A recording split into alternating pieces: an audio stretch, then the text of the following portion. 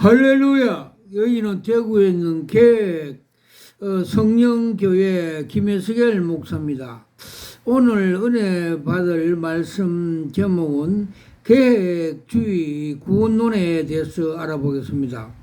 아라비아 숫자 하나, 구원의 책 성경을 신학의 원천과 규범으로 보기보다는 구속사로 보고 성경에 단지 이 구속사에 대한 정언을 보는 구속사학파 견해는 정통신학에서 벗어난 하지만 신구약 역사를 구속의 약속과 성취로 보는 점에서는 계획주의 역사관이 크게 다르지 않습니다.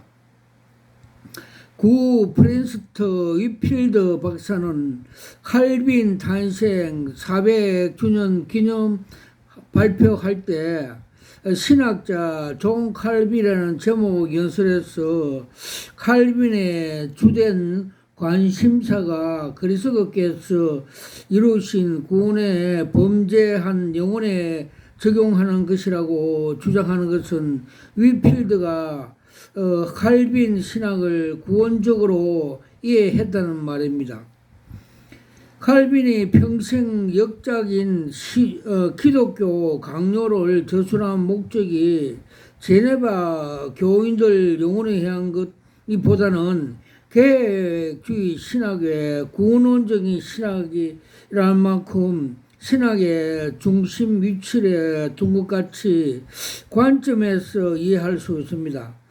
아담에게 양가죽을 입혀주시는 것을 통해 나타나는 소위 원시복음 창세기 3장 15절, 아브라함에게 나타나는 칭의 계시 창세기 15장 5절에서 6절, 갈라디아 3장에서 8절, 야고보의 6월절, 고린도전서 5장 7절과 강야의 만나 요한복음 6장 31절에서 33절,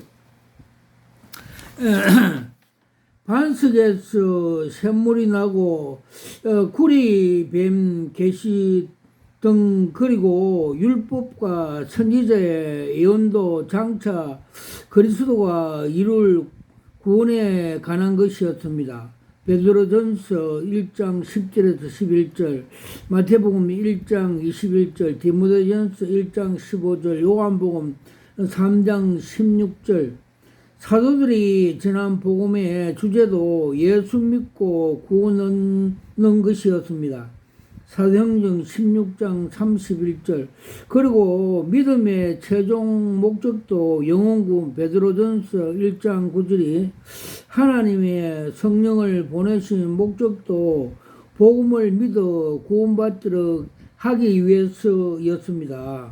고린도전서 12장 3절, 큰 둘 구원의 열매, 모든 신앙의 열매는 구원으로부터 맺어집니다. 골새서 1장 6절. 물론 구원받았다고 다 갈목함하는 열매를 맺는 것이 아닙니다. 구원받았지만은 육신에 속한 고린도 교회처럼 미성숙한 열매 없는 삶을 살 수가 있습니다. 고린도전서 3장 3절. 그러나 그가 참으로 구원받는 사람이면 반드시 열매를 맺게 됩니다. 동시에 훌륭한 결과물을 낸다고 구원의 열매라 볼 수 없습니다. 외식적인 바리새인처럼 구원받지 못한 사람도 율법적이고 고의적으로 결과물을 낼 수 있기 때문입니다. 오늘 우리 교회들 안에서 은혜 없는 종교적인 열심으로 나타나는 자녀들이 얼마나 많으며 한때 봉사에 뜨거운 열심을 낸다고 도중하차한 사람도 얼마나 많습니까? 진실되고 지속적인 참된 열매는 오직 구원받은 사람들이 맺을 수 있습니다. 요한복음 15장 16절, 작은 일, 헌신. 구원의 열매 중에 가장 타고난 것은 그리스도에 대한 헌신입니다. 교회사에서 이렇게 많은 순교자들이 난 것도 구원의 열매였습니다. 구원은 사람은 중생 역사로 마음과 뜻과 목숨을 다하여 하나님을 사랑하며 하나님께 헌신하게 됩니다. 고린도전서 7장 23절, 계시록 5장 9절, 로마서 14장 17절에서 8절. 구원이 단지 종교적인 개념이 아닌 영적인 실제임을 보여주는 대목입니다. 그를 구원한 그리스도의 보혈이 하나님을 섬길 수 있게 만들고 그가 받은 구원의 간격이 여호와께서 내게 주시는 모든 은혜를 보답할고 라는 헌신의 마음을 일으키고 그가 가진 구원의 확신이 하나님을 기쁘시게 섬기도록 합니다. 히브리서 12장 28절. 사도 바울로 하여금 살아도 주를 위해 살고 죽어도 주를 위해 죽겠다는 로마서 14장 8절 결심을 하도록 한 것이니 250년 전 영국의 청년 스펄저로 하여금 다음 같은 결심을 하게 했던 것도 그가 구원의 간격 때문입니다. 즉 당신의 성령의 도움을 겸손히 의지하여 내 자신을 당신에게 바칩니다. 나를 위하여 당신의 희생으로 나는 주님께 돌아왔습니다. 나는 영원 무궁토록 변함없는 당신의 소유물입니다. 내가 이 땅 위에 있는 한 당신께 봉사할 것이며 당신을 기쁨으로 삼고 당신을 영원히 찬양할 것입니다. 아멘. 작은 둘 기쁨. 구원을 맺는 정서적인 열매 중에 타고난 것이 기쁨입니다. 이는 오늘날 유행하는 소위 기쁜 일이 없어도 기뻐하며 기뻐질 수 있다는 것입니다. 웃음요법, 종교 수양, 습득, 인위적인 것이 아니라 초자연적인 성령의 기쁨입니다. 사도 베드로가 말할 수 없는 영광스러운 즐거움이라고 말한 구원의 기쁨입니다. 베드로전서 1장 8절에 9절, 이사야 12장 3절. 이 기쁨은 모든 속박과 매임에서 자유하게 된 곧 율법과 죄 사망에서 해방된 자의 기쁨입니다. 이사야서 126장 1절에서 3절. 청교도 토마스 빈센트는 역시 위스민스터 요리 문답 해설에서 성령으로 말미암는 천국의 기쁨, 즉 칭의 구원을 열매를 말했습니다. 즉 금세에서 칭의 양자 성화됨을 깨닫고 그것들을 바라봄으로써 얻어지는 유익은 하나님의 사랑에 확신하고 양심의 화평과 성령 안에서 얻는 기쁨과 은혜의 증거가 끝날 때까지 인내하는 것이다. 칭의 받지 못하고 성화되지 못한 사람들은 세속적인 근거 없는 영적인 기쁨을 누릴 수 있겠느냐. 성령으로 말미암은 천국에 진정한 기쁨이 없다고 논지했습니다. 조나드 조나드 에드위드는 구원의 정서적인 열매 중에 특별히 기쁨에 주목하던 사람이었습니다. 그의 즐거움이란 설교에서 우리는 기독교가 가져다 주는 기쁨 때문에 그리스도인이 되었다 한다고 만큼 기쁨을 애찬하였습니다. 그는 이 세상에 뿌리를 두지 않는 기쁨의 미덕을 찬양하며 천국과 이 땅의 사이에서 경험하는 기쁨에 대한 말을 했고, 이 세상을 초월하는 기쁨과 쾌락을 사람에게 가르쳐 주었습니다.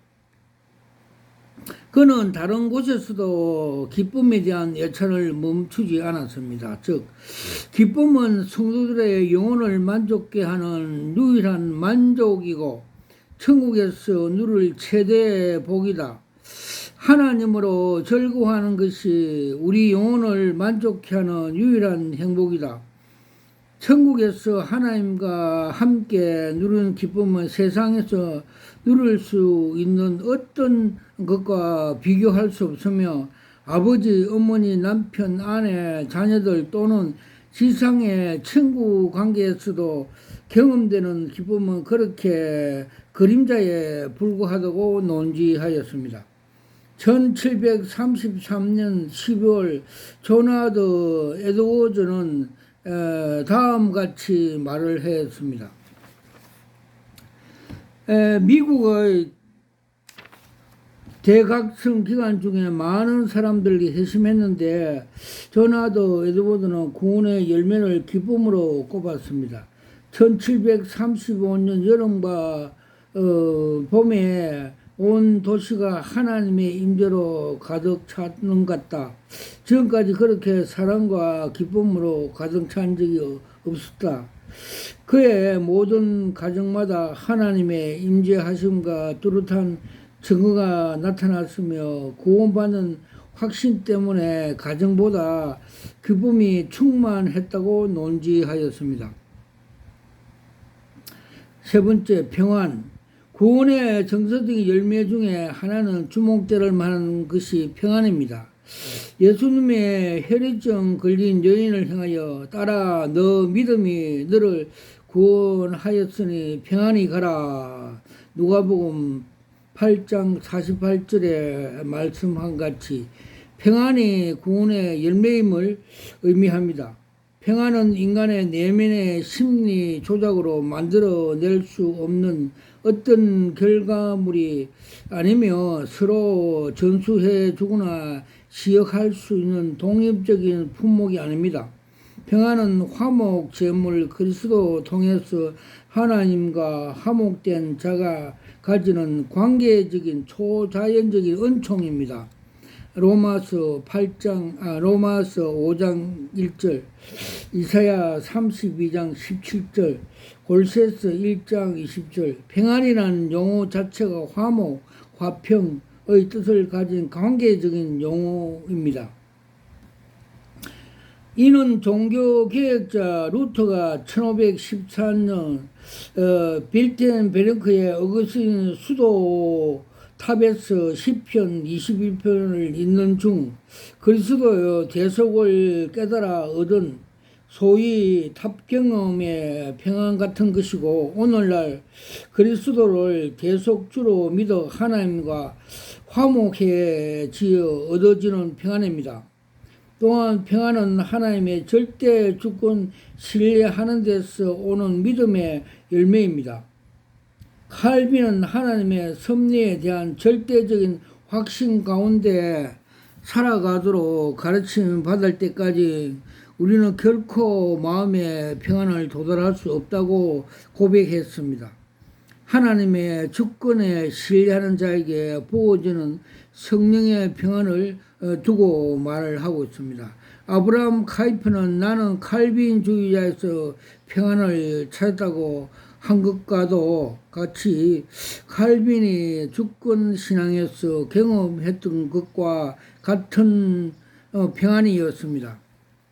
그러나 우리 주위에서 오래된 교회에 출입하면서 평안을 경험하지 못한 사람이 많은 것 같으며, 그 중에서 평안을 주는 것이라면 종교에 불문하겠다는 사람들도 있으며, 실제로 천주교, 불교, 타종교에 기웃거리기도 합니다.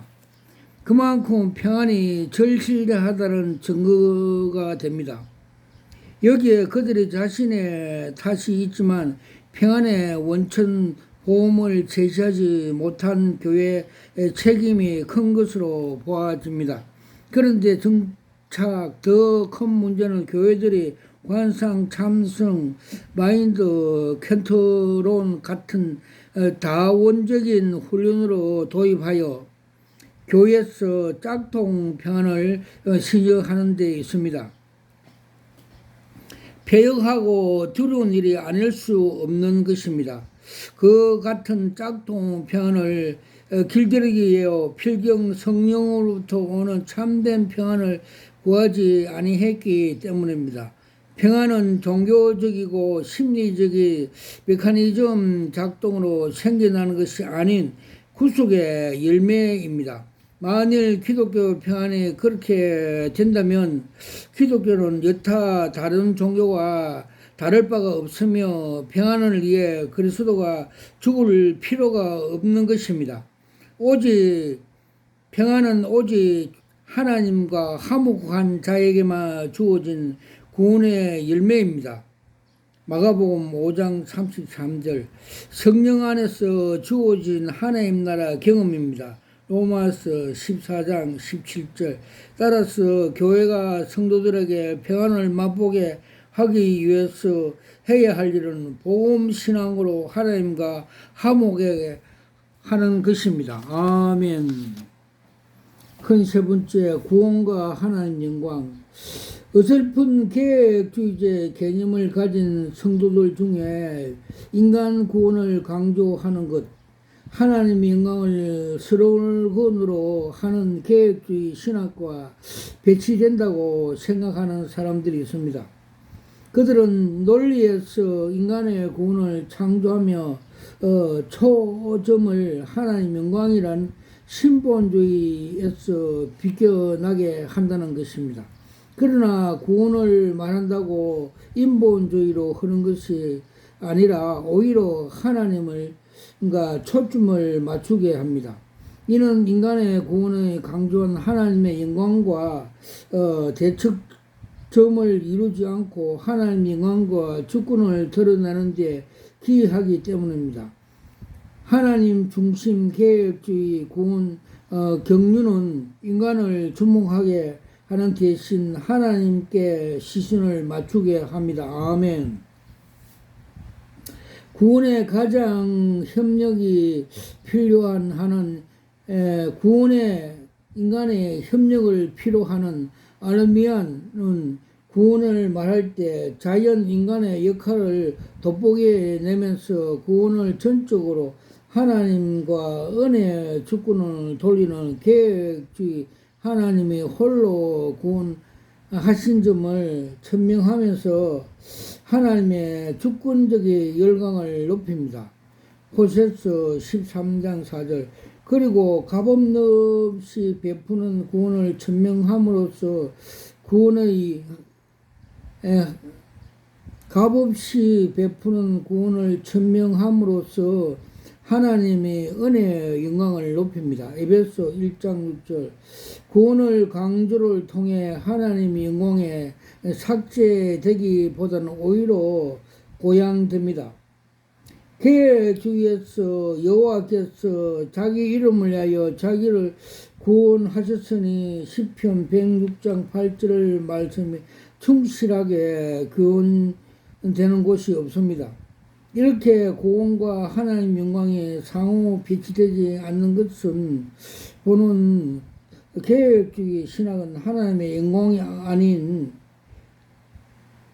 하나님의 영광만큼이나 인간 구원을 강조합니다. 큰 네 번째, 하나님의 구원하신다. 구원이 믿음으로만 된다는 이신덕교 종교개혁의 핵심 교리며 루터의 말로 기독교에 세우기도 하고 무너뜨기도 하는 기독교의 흥망교리입니다. 그리고 우리는 하나님의 은혜로 구원을 얻는다는 것을 강조한 나머지 속성과 형식적인 의로서 믿음을 약화시키는 개변학자를 비판한 루터를 지지합니다. 그러면서 동시에 믿음을 지나치게 강조하여 마치 믿음 자체가 구원이 되는 것처럼 믿음을 절대화시키는 역시 반대합니다. 믿음이 중요하지만 믿음보다 믿음의 대상인 예수 그리스도를 주목해야 합니다. 하나님의 주권적인 계획주의 신학은 항상 원천인 하나님을 지향하기 때문입니다. 아멘. 이는 하나님 사랑, 은혜, 구원 등의 모든 면에 동일하게 적용됩니다. 하나님의 사랑이 중요하지만 하나님 사랑보다는 하나님이 시여자인 하나님을 주목하고, 은혜가 중요하지만 은혜보다 은혜의 시여자인 하나님을 주목합니다. 구원도 예가 아닙니다. 구원과 구원의 방패보다는 구원자이신 하나님을 더 주목합니다.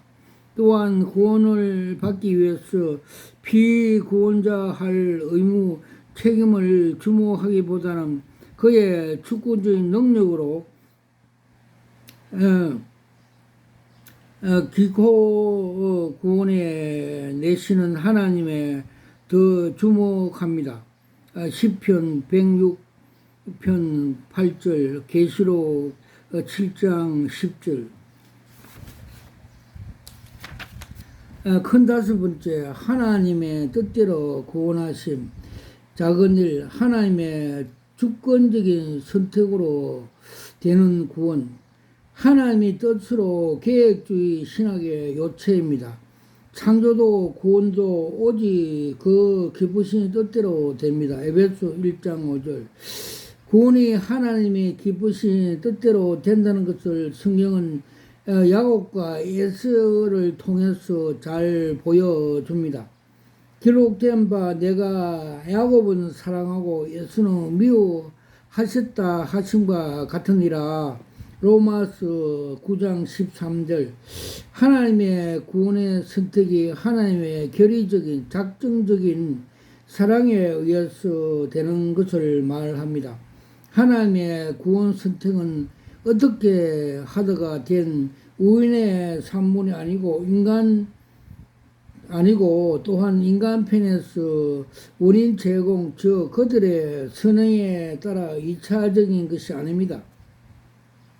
그들이 선악을 행하기 전, 영원 전 하나님의 결의, 작정의 사랑에 의한 것으로 된 것입니다.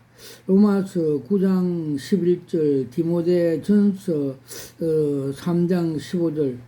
예수님이 복음을 전하실 때 택자와 불택자에 대한 차별을 두신 것, 즉 예컨대 불택자를 깨닫지 못하도록 비유하신 말씀과 같이 구원이 그의 주권적인 선택임을 보여줍니다.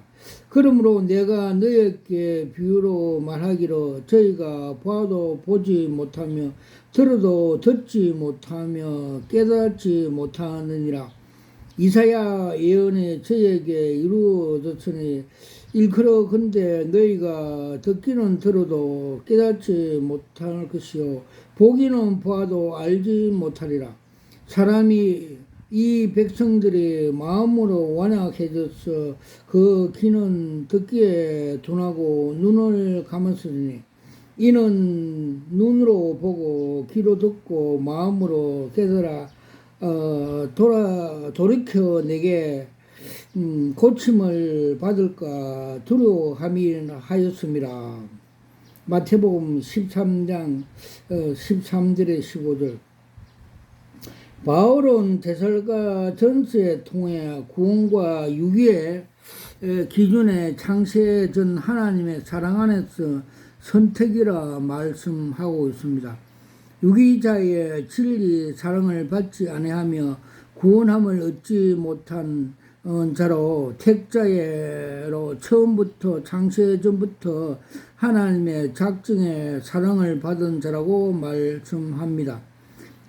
살후 2장 9절, 살후 2장 13절.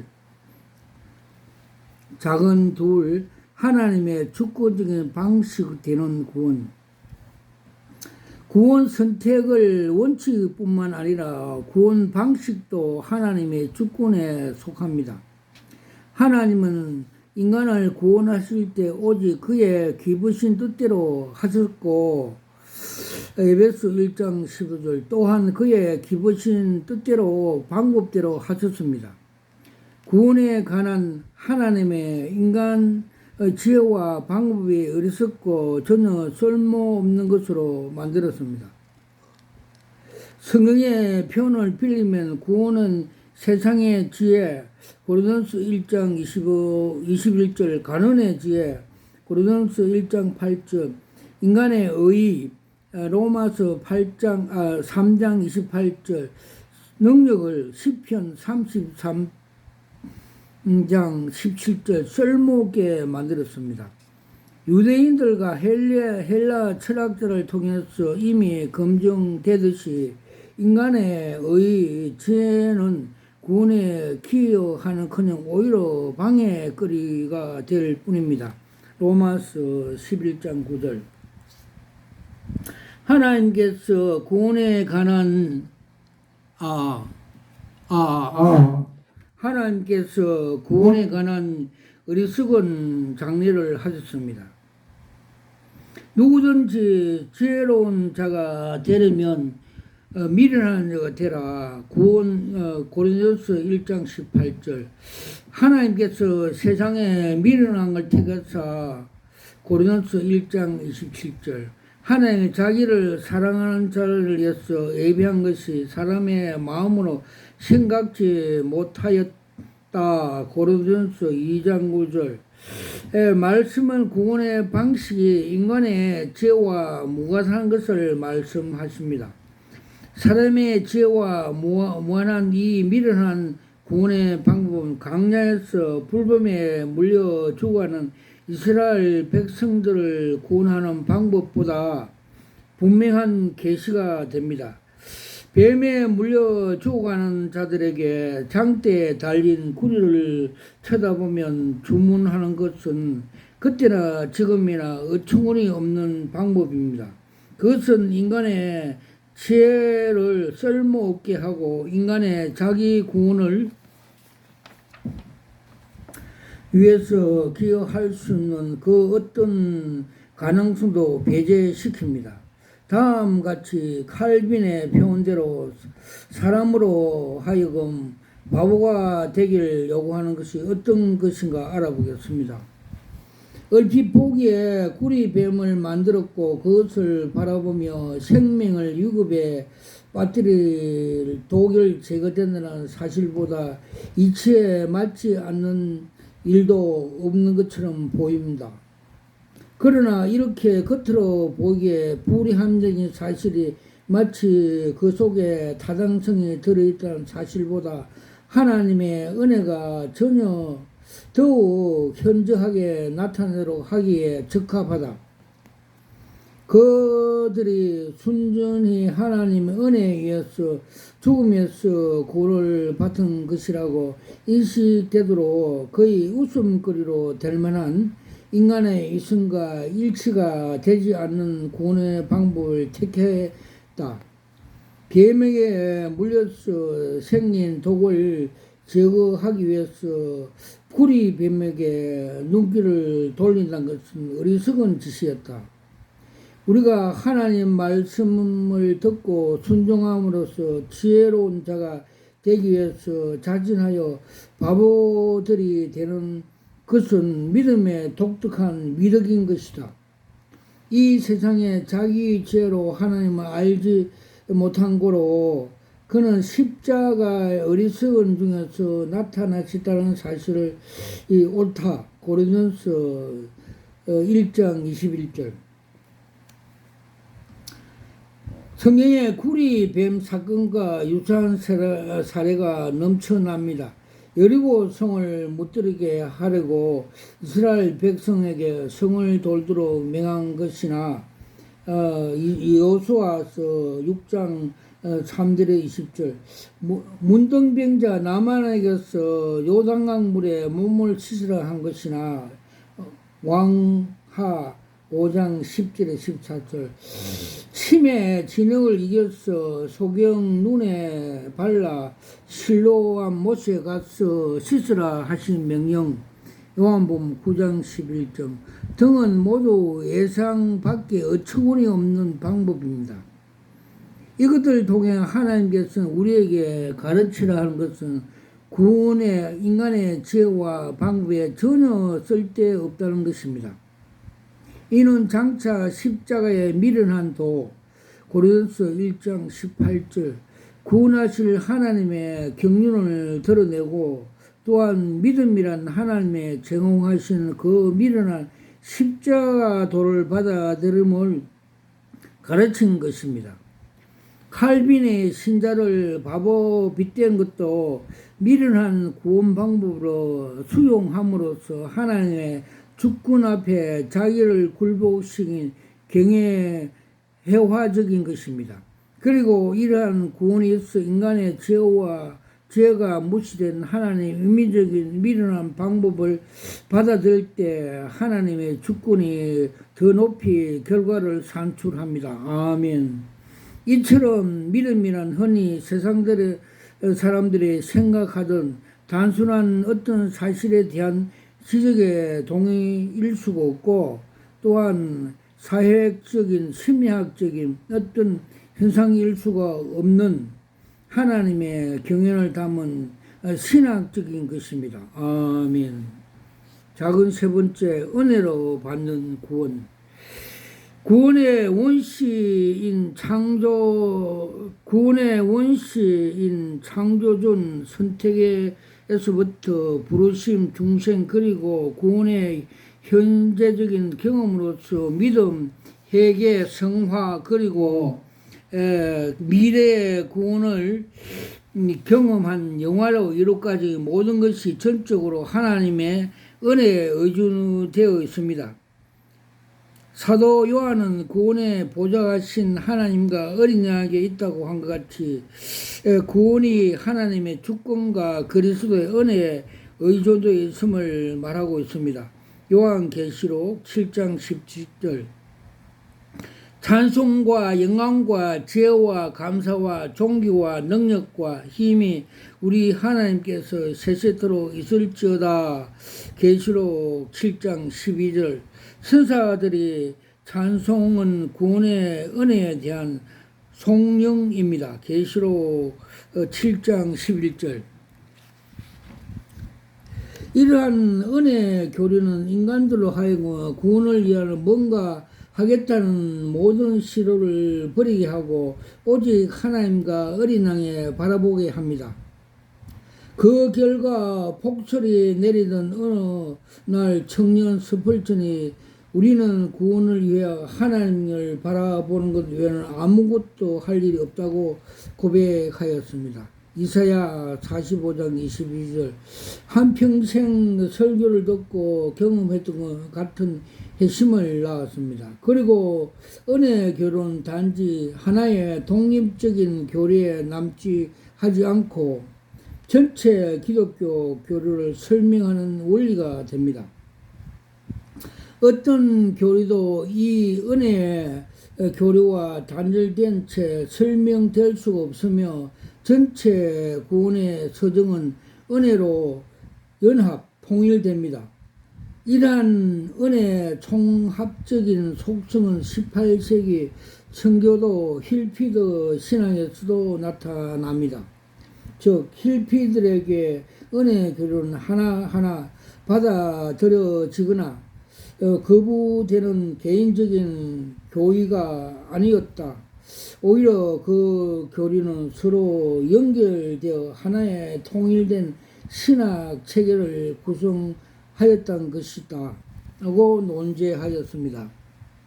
기독교 핵심은 믿음으로 구원을 얻는다는 말은 그 사실은 하나님의 은혜로 값없이 구원받는 말과 다름이 아닙니다. 로마서 3장 21절. 믿음과 은혜의 관계를 적절하게 규정한 말씀이 은혜에 속하기 위해서 믿음으로 되었다는 구절입니다. 로마서 8장 16절. 섣불지 믿음은 은혜로 붙드는 손으로 규정한 것은 관점과 같은 말입니다. 믿음을 붙잡는 손입니다. 우리의 손이 어떤 것을 쥘 때 그것은 믿음이 그리스도와 그의 구속의 축복을 자기 것으로 소유할 때 똑같습니다고 고백했습니다. 믿음은 그리스도로 나를 주라고 말을 합니다. 믿음은 피로 용서함을 얻는다는 걸 듣고 내가 용서함을 받기 위해서 그 피를 받아들인다고 외칩니다. 믿음은 죽으셨던 예수님의 유산을 자기 것으로 의로 외칩니다. 그리고 그 유산을 믿는 것입니다. 왜냐하면 믿음은 그리스도 상속자가 되기 때문입니다. 그리스도께서 그 자신과 그가 지은 모든 믿음에 주셨습니다. 은혜가 당신을 위하여 미련한 것을 가지십시오. 당신이 도둑질한 것이 아닙니다. 당신은 거룩한 허락을 받았기 때문입니다. 원하는 자에게 값없이 주는 생수를 받으라. 계시록 22장 17절. 단순히 보물을 움켜쥐고 있으며 가난하게 사는 사람 정말로 어리석은 사람일 것입니다고 논제하였습니다. 첫 번째는 성도로 하여금 끝까지 구원을 이루게 하는 견인도 오직 그리스도 은혜에 돌립니다. 저는 그리스도의 끊임없는 노력을 믿지 않습니다. 저는 주님께서 성도들의 보존하심을 믿습니다. 만일 하나님의 양 구원에서 떨어져 나가면 나는 변덕스럽고 연약한 영혼의 하루에 수천 번이나 넘어지게 나갈 것이라는 것을 하고 논제하고 있습니다. 이렇게 구원이 그리스도 안에서 있는 하나님의 은혜로 된 것을 하신 것을 구원의 영향을 넘어일기 때문입니다. 율법이 요구하는 의에 도무지 갚을 수 없는 1만의 달러 채무 같아서 그리스도인의 의에 더빌 길이 없습니다. 프란시스트는 3대 거성으로 불려진 위필더 박사가 켈빈의 은혜론을 부수건 다음과 같은 관점이 있습니다. 즉 그가 가슴을 충만하게 채우고 그의 혼 구석구석을 채웠던 것은 죄인이 그가 그의 구주 하나님을 자유로운 값없이 주시는 은총에 비치고 있다는 시몬에 의시하였다. 이중적인 애정교리에 대한 확신에 찬 그의 열정은 합동작용이란 누룩을 제거하게 되고 하나님의 자유로운 은총에 순결하게 보존된다는 사실을 분명하게 인식하는 데 근거를 두고 있다.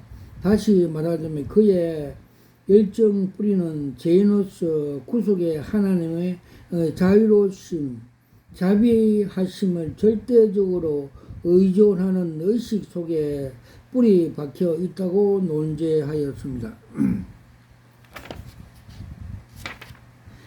작은 네 번째, 죄와 율법으로부터 구원. 인간의 머리 아담은 에덴 동산에서 하나님과 맺은 언약은 너가 먹는 날에는 정령 죽으리라 행위 언약이었습니다. 머리에는 아담이 이 행위를 어기고 선악과를 다 먹었을 때 언약한 대로 거기에 사망이 왔고 이 사망은 아담 한 사람에 국한되지 않고 앞으로 태어날 모든 그 후손에게 동일하게 임하였습니다. 로마서 5장 12절, 고린도서 15장 22절. 그리고 사망에 빠뜨려진 인간은 다만 사망에 연루된 것이 아니었습니다. 사망은 단지 결과였지 사망 이전에 율법에 거슬려 죄를 범했습니다. 이러한 인간의 죄, 사망, 율법, 삼중적인 화에 연루되었고 따라서 인간은 삼중적인 구원의 필요성을 아래 놓이게 되었습니다. 성경이 구원에서 구원과 함께 죄에서 구원과 율법에서 구원을 받는 것도 이 이유입니다. 그러나 이 세 가지 구원은 구원받아서 할 대상의 셋이라는 뜻이 아닙니다. 사망, 죄, 율법, 인과관계를 연결된 하나입니다. 최상측부가 사망이고 그 아래가 죄이고 맨 아래가 율법입니다. 이 도식화 놓은 성경 구조는 사망에 쏘하는 것이 죄요 사망의 권능은 율법이라고 고린도서 15장 55절에 말하고 있습니다.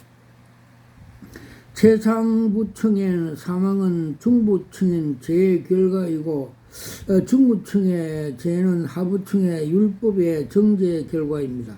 셋은 이렇게 인과관계를 이어졌으며 하나로 구원받으며 모두에서 구원을 받습니다. 즉 죄에서 구원받으면 죄의 싹은 사망에서 구원을 받고 사망을 선고한 율법에서 구원을 받습니다. 또한 사망에서 구원을 받으면 사망에 있게 한 죄에서 구원받고 죄로 정죄한 율법에서 구원을 받습니다. 반대로 율법에서 구원을 받으면 정죄한 율법이 없으니 죄도 얻게 되고 죄가 없으니 사망도 얻게 되는 것입니다. 이러한 이유는 성경 그리스도 제 구속자 불러섰고 율법에서 구원하신 율법의 속량적으로 불러섰고 사망을 패하신 생명으로 불렀습니다. 디모데후서 1장 10절, 요일서 5장 15절, 디모데전서 2장 6절. 그리고 세 통틀은 근원은 율법입니다. 율법이 죄인을 만들었고 죄가 사망을 낳았기 때문에 율법은 죄와 사망 법이라는 것도 율법이 죄와 사망을 선고하였기 때문입니다. 그리고 그리스도가 생명의 성령의 법임은 그가 율법에 이루어져 죄와 사망을 폐했기 때문입니다. 로마서 8장 2절. 이 삼중적인 구원의 특징을 짓는다면 죄에서 구원, 도덕적인 구원, 사망에서 구원, 형벌에서 구원, 율법에서 구원, 법적인 구원을 뜻합니다. 따라서 우리가 그리스도 안에서 받는 구원은 명실공히 도덕적, 행별적인, 법적인 삼중 구원이라 할 수가 있습니다.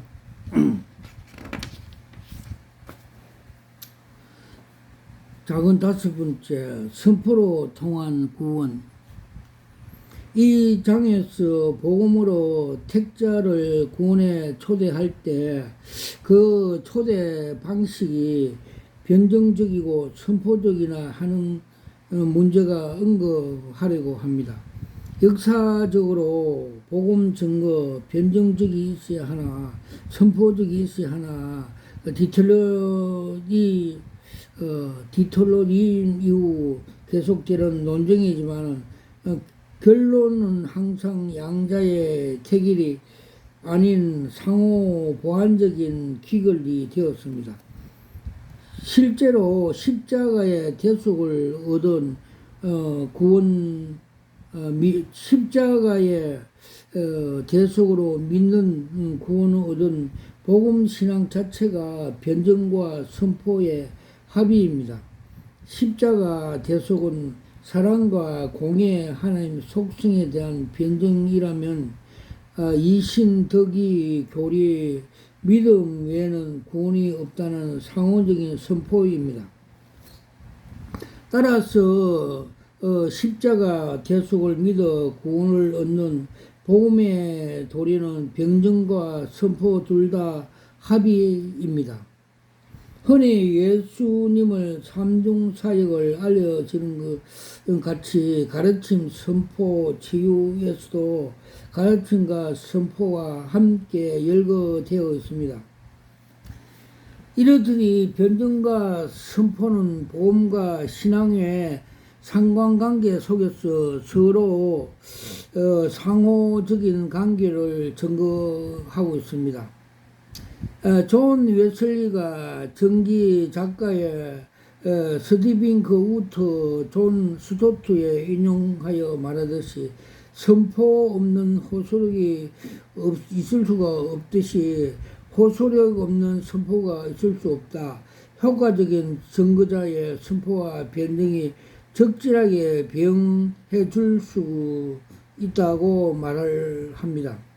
지성과 신앙을 서로 상치되는 거 보지 않는 계획주의 전통 역시 변증에 배타지지 않습니다. 오늘날 계획주의 신학 확립은 변증학에서 크게 벗어지고 있습니다.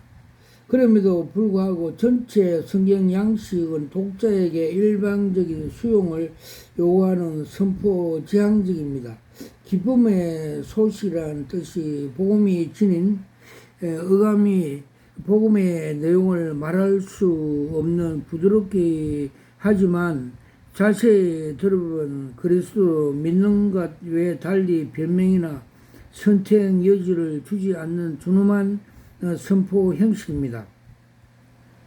저를 믿는 자는 심판을 받지 않을 것이요 믿지 않는 자는 하나님의 독생자 이를 믿지 아니하므로 이미 벌써 심판을 받은 것이니라. 요한복음 3장 18절 말씀도 그 한 예입니다.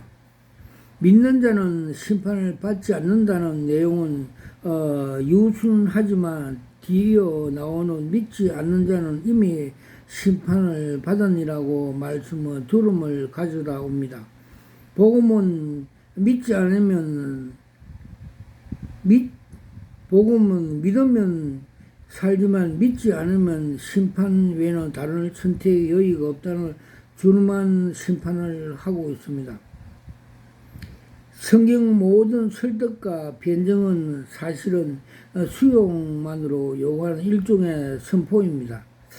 구약 성경의 변증 모델처럼 일컬어지는 것도 다음 같은 말씀이 있습니다. 여호와께서 말씀하시되 오라 우리가 서로 변론하자. 너희 죄가 주홍 같을지라도 눈과 같이 희게질 것이요 진홍같이 붉어질 것이도 양털같이 되리라. 너희가 즐겨 순종하면 땅의 아름다운 소산을 먹을 것이요 저희가 거절하면 배반하여 가르에 삼키우리라. 이사야 1장 18절에서 20절. 자기 죄를 인정하고 하나님이 주시는 사죄 구원을 받아들이면 살 것이지만 안 그러면 죽는다는 양자의 태기를 요구하는 선포입니다. 시승을 영성의 향도로 보는 계획주의자들은 설교 중에서 변증을 적절히 활용했지만 하나님의 의존적인 선포 형식을 더 좋아했습니다. 초대교회 교부들 역시 대외적으로 행하는 복음에 변증하는 노력이 있지만 그것이 어디까지나 방어적인 것이지 변증에 의한 변증이 아니었습니다. 청교주의자들 역시 하나님 편에 서서 일방적으로 하나님 뜻을 선포하는 형식을 선호했습니다. 그들의 설교 대상은 청중이 아닌 하나님이었고 그들의 설교 정신 역시 인간의 감각적인 본능에 호소하기보다는 하나님의 주권적인 은혜에 의지했습니다. 항상 선포적인 방법이 선호되었습니다. 청교도주의자들은 하나님의 대인적인 지위를 가졌던 히브리 예언자들처럼 선지적인 요소의 예배 지배적인 요소를 확신하였으며, 실제로 선교주의자들은 설교는 선포의 말씀이다라는 표현을 즐겨 사용했습니다. 그리고 선포되는 말씀에 신약 언제나 경청되는 말씀 신약을 낳았습니다. 그 외에도 기독교 인간의 지혜에 헛된 만든 종교이라는 자각의 복음을 선포적으로 지향적으로 만들었습니다. 기독교 지나치게 논리적인 합리적으로 보이려 했거나 지상주의 호소력 있는 자체 이미 기독교는 이미지가 모순됩니다. 실제로 원시 기독교 증거 방식은 단순히 십자가와 복음 선포였습니다. 그 후 기독교의 반대적인 헬라 철학에 공격적이 대처하고자 점점 변경이 되어 갔지만, 사실 변경은 미련한 종교인 즉 기독교의 주된 증거 양식이 아니었습니다. 인본주의자인 지성주의였던 칼빈이 기독교 어리석음이라는 말하던 것도 이러한 기독교 본질을 간파하기 때문입니다. 성경은 신화로 만들었던 자유주의 출현은 지성주의의 당연한 반항을 있었습니다. 19세기 후반 자유주의 선두주자인 독일의 슬로메는 허머는 원죄 대소고의 후원 이신청임 같은 성경의 핵심 요지를 유럽 교회에서 사라지게 했고, 삼일체 교리나 그리스도 양성 교리 등을 추상적으로 선언된 것으로 역사적인 경험입니다. 오늘날 미국의 일부 신학 자경들은 초지성에 지향하는 종교다운지 사회조차 지성으로 떨쳐내기에서 어려운 유혹이 되고 있는 변경입니다. 구속의 원리는 어떤 논리로 건강한 건데요, 인간의 지성을 충족시킬 수가 없습니다. 삼일체 교리와 속전 교리 역시 신학의 발전에 불구하고 여전히 불가능한 것을 남아 있기 때문입니다. 또 변정 영혼 구원에 반드시 더 효과적일 수 않다는 사실을 변진을 크게 기대하지 않게 합니다. 그는 믿음의 근본 성령의 역사라 원초적인 확신 외에도 불명료한 이그런 수상적인 사병과 달리 선포 특유 카리스마적이 오히려 청중의 결심과 복음의 간격으로 이끌어내는 준다는 사실이 때문입니다. 하나님은 오늘도 여전히 죄인들을 복음 앞에 세우고 주 예수를 믿으라 그리하면 너와 너 집이 구원을 얻으리라. 사도행전 16장 31절 투박한 선포로 택자를 부르시며 인간 지혜의 개입을 막고 오히려 하나님의 주권적인 능력으로 죄인을 구원하십니다. 지성주의와 종교단주의에 세뇌당한 작금의 기독교인들에게 이 선포적인 방식이 거리적이고 낙후된 전도 방식으로 매도당하지만, 예수님과 사도들이 즐겨 사용했던 하나님의 주권적인 선포는 하나님이 택자를 부르시는 변함없는 방식입니다. 아멘.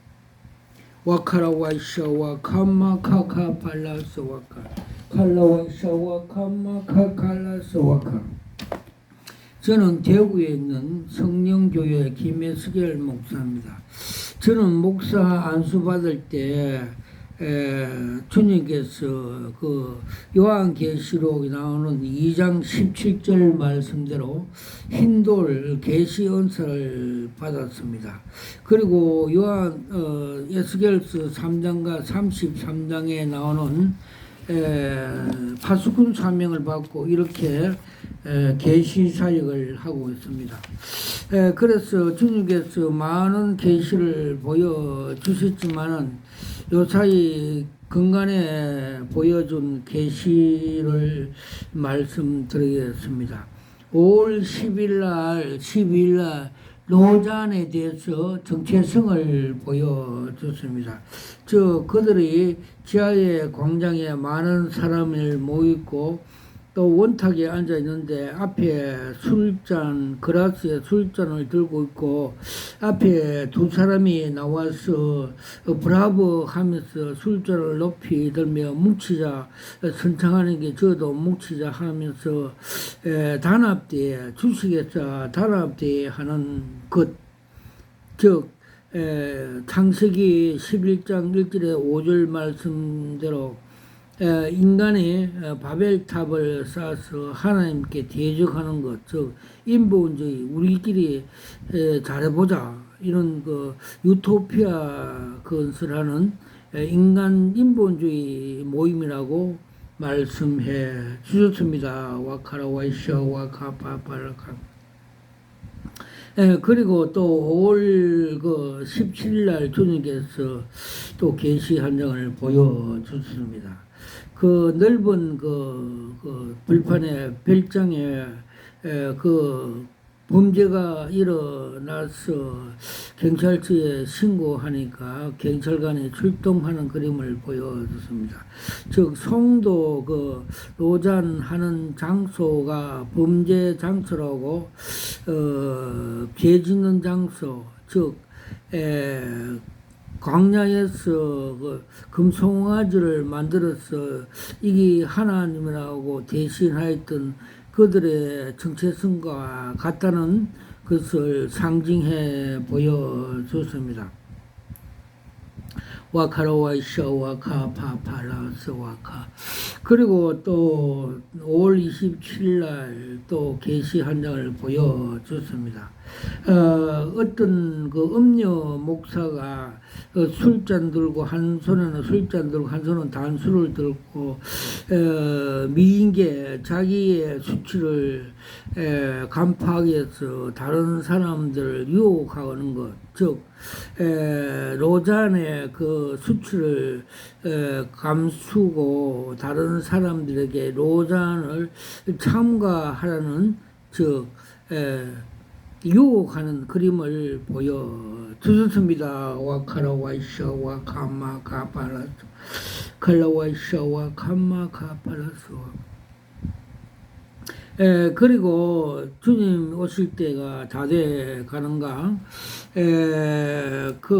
요한계시록 8장 10절에서 11절에 보면 천사가 셋째 나팔을 불면 마귀가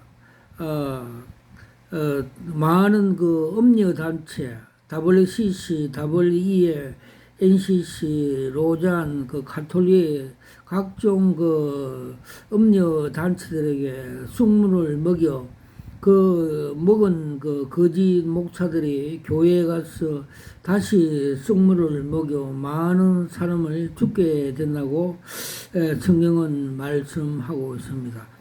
주님께서 이 비유로 그림 한 장을 보여주셨습니다. 즉 상수도 상부에서 물을 극독물, 독극물, 쑥물을 뿌리니까 이 물이 흘러가서 많은 사람들이 죽는, 고기들이 죽는 그림을 상징적으로 보여 주셨습니다. 와카라와이샤 와카파팔라소카 칼라와이샤 와카파팔라와소. 그리고 주님께서 이 말세 지말에 이 음녀 단체 WCC 정기총회 2013년도 부산서 하는 정체성을 보여줬습니다. 저 큰 올림픽 경기 같은 운동장에서 선두에 검정색 그레하운드 사냥개 WCC가 먼저 선두에 가고 있고, 그 뒤로 한국 교회 목사들이 정신이 빠져 미혹이 되어서 따라가고 있고, 그 뒤로 세계 종교인들이 따라가는 선수 입장하는 걸 정체성 계시로 보여줬습니다. 그때 주님께서 너희들이 저 사냥개에 따라가면 너 영혼들이 사냥당한다고 말씀을 해 주셔서 저도 막으러 갔던 사실이 있습니다. 와카라와이샤와 캄마카 팔라와이샤와카 칼라와이샤와 캄마카 블레스. 그리고 주님께서 이 말세가 다 되어 가는가 생긴 처음으로 7년 대환란 전 3년 후 3년이 정체성을 보여줬습니다. 2023년 3월 달에 3월 15일 날 전 3년 7년 대환란 정체성, 그 기간은 적그리스도의 통치 기간이라면서 보여졌고, 전 3년에는 고사리를 사람 성도를 비유해서 공중 휴거하는 걸 보여주었고, 후 3년에는 땅에서 무가 올라와서 적그리스도 그 공동체 무 머리에서 열불이 솟아나서 성도들을 핍박한다는 걸 상징적으로 보여주셨습니다. 와카라 와이샤 와카 바팔라스 와카 칼라와이샤와 파팔라와스와 칼라스와카. 저는 여기서 기도를 하는 중에 하나님께서 바울이 올라갔던 삼층천을 보여주셨고, 보호자 뒤에 보호자의 무지개를 보여주셨고, 또 보호자 앞에 책상 위에 생명책에 소직이 이름이 등재된 걸 보여주셨고, 또 새 예루살렘과 생명수 강을 보여주셨습니다. 와카라와샤 와카마카 팔라스 와카. 모든 영광을 하나님 앞에 올려드립니다. 아멘.